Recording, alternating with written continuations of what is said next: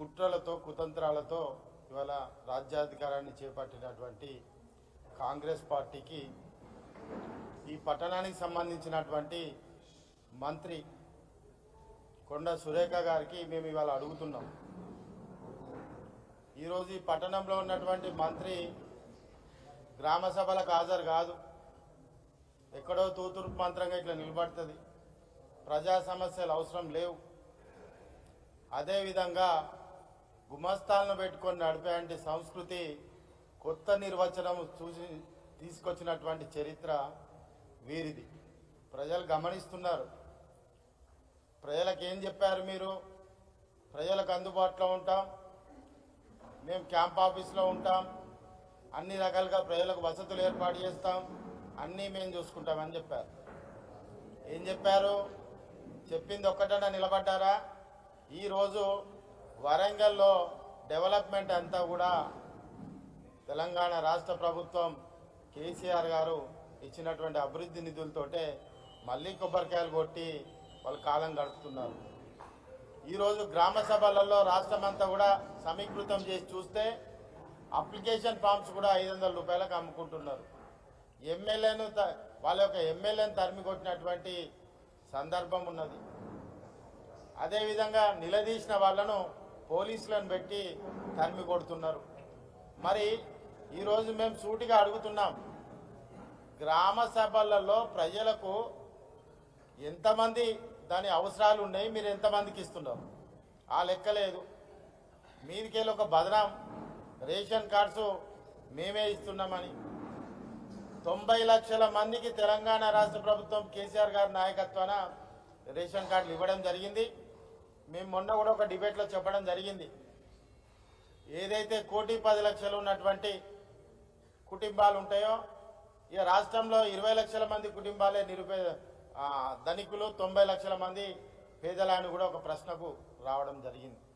వచ్చేటువంటి అప్లికేషన్స్ అన్నీ కూడా కొత్తగా కుటుంబాలు ఏర్పడి కొత్తగా పెళ్లిళ్ళు చేసుకొని ఆ రోజున వాళ్ళ యొక్క డాక్యుమెంట్ తేడాగా ఉన్నటువంటి ఏదైతే ఉంటుందో వాళ్ళకు మాత్రమే ఆ రోజు రాలేదు. క్రమేపీ తెలంగాణ రాష్ట్ర ప్రభుత్వం ఆనాడు కేసీఆర్ గారి నాయకత్వాన 90 లక్షల మందికి ఆ రోజు ఇవ్వడం జరిగింది. మరి ఈరోజు ఇస్తాన్న హామీలు ఒక్కటి నెరవేర్చలేదు. పైగా ఇంతకుముందు పెద్దలు చెప్పినట్టుగా కొడతాం, వేస్తాం, తీస్తాం. మా దగ్గరనైతే ఆరంభ శూరత్వమే. వేసింది, కొట్టింది, తీసింది. ఉదాహరణకు చెప్తాను, మా దగ్గర 2-3 షాపింగ్ మాల్స్ ఉంటాయి. కూలగొట్టీలు, సెటిల్మెంట్లు అయిపోయినాయి. మంచిగా బాజాప్తా రూల్స్ డివైడ్ చేసి దాన్ని పరదా కట్టి కూడా ఉన్నది ఇవాళ. మరి ఇటువంటి పరిస్థితులలో ఇవాళ ఏం జరుగుతుంది వరంగల్ ఈస్ట్ కాన్స్టిట్యున్సీలో అంటే ప్రజాపాలన కాదు, ప్రజా కంటకుల పాలన కొనసాగుతుంది. ఈరోజు వరంగల్ ఈస్ట్ కాన్స్టిట్యున్సీలో ప్రజలకు అందుబాటులో లేరు. మీదికెళ్ళి గుమస్తాలతోటి వ్యవహారం చేయడం, ప్రజల అవసరాలను తీర్చడం లేదు. సమస్యలు వస్తే ఎక్కడికి పోవాలో తెలియదు. కానీ ఆరంభ శూరత్వంగా చాలా గొప్పగా మాటలు చెప్పి అందరూ కూడా ఈరోజు ప్రజలు గమనిస్తున్నారు. 2 రాజకీయ పార్టీలండి, ఒక్క రాజకీయ పార్టీ కాదు, 2 రాజకీయ పార్టీలు అడ్రస్ లేకుండా పోయినాయి. 2 రాజకీయ పార్టీలు అడ్రస్ లేకుండా పోయినాయి. తూతు మంత్రంగా మాత్రం పేరుకు మాత్రం 1,00,000 సంతకాలు, 10 లక్షల సంతకాలు, 20 లక్షల సంతకాలు అని తిరుగుతున్నారు. ఎక్కడ బయలు ప్రజలు పడే సమస్యలు ఎవరు పట్టించుకుంటున్నారు?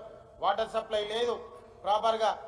చాలా మంది జర్నలిస్ట్ ఇళ్లలో కూడా వాటర్ సప్లై, శానిటేషన్ లేదు. మరి ఈ విధంగా శానిటేషన్ లేదు, వాటర్ సప్లై లేదు. ఇవాళ నగరంలో పరిపాలన ఉందా లేదా అనేది స్తంభించినట్టుగా ఉంది.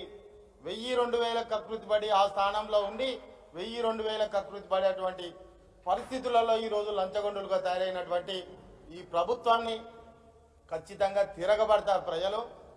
మేము మా నోటీస్కి వచ్చింది చెప్తున్నాం. ఒక మార్బుల్ టైల్స్ వాళ్ళు, ఆటో వాళ్ళు, ఆర్ఎంపీ వాళ్ళు, వీళ్ళందరూ భోజనానికి కూడా ఇబ్బంది అవుతుంది. కారణం మనీ సర్క్యులేషన్ లేదు, పని దొరకడం లేదు, నానా అవస్థ పడుతున్నారు. 6 నెలలు అయితే నీ పథకాలు దేవుడు ఎరుగు. ప్రజలు ఆకలి కేకలతోటి తిరగబడకుంటే ఈ ప్రభుత్వం ఏ విధంగా ముందుకు పోతుందో ప్రజలే దానికి సమాధానం చెప్తారని కూడా ఈ సందర్భంగా చెప్పడం జరుగుతుంది. ఇప్పుడు మాజీ శాసనసభ్యులు పెద్ది సుదర్శన్ రెడ్డి మళ్ళీ కుర్చీలు మళ్ళీ చెప్పాలి కదా. రాజన్న గారు మాట్లాడారు.